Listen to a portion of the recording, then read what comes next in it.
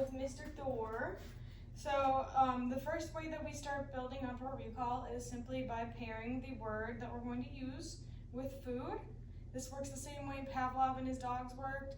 When he rings the bell and then gives the dog the food, rings the bell, gives the dog the food. Eventually, the dog will start drooling when they hear the bell, and that's exactly what we want. We want it to be a habitual response instead of something that he has to think about.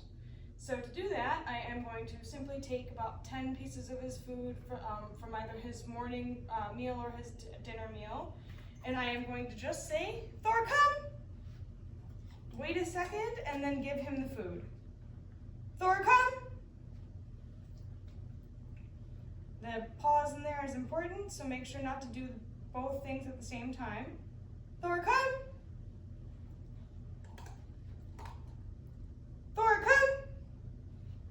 And so that's just how we load the word up, teach him what it means, and give it some value. So the game that we can start doing once he has some good, once the word has good value to him is come and go. I'm going to start by tossing the treat away for him to go get, and then I'm going to say, "Thor, come!" Feed him when he gets back, "Okay," and then release him away. "Thor, come!" "Okay." "Thor, come!" Get a little bit more in frame. "Okay."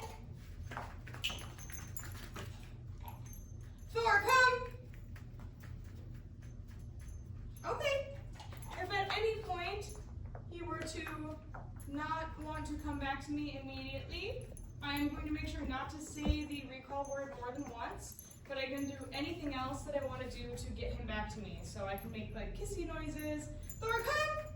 I can start running backwards, "Okay," or I can make any kind of appealing noise that he would come towards to get him to come to me. "Thor, come!" I just want to make sure that I'm not repeating the word, "Okay," so I don't have to say the recall word a million times before he does actually recall. He's gonna go find that cookie, and then we'll go over the next exercise. The next exercise just helps build some value to the word farther than the other two games, and then it helps also build up him coming all the way to you, and it's called an elastic recall. So first I'm gonna, again, toss the treat away. As soon as he eats it, "Thor, come!" I'm going to recall him, show him the treat, and throw it in the other direction. We need another one. "Thor, come!" As soon as he's eaten that treat, I call him, and then I toss it past me again. "Thor, come!"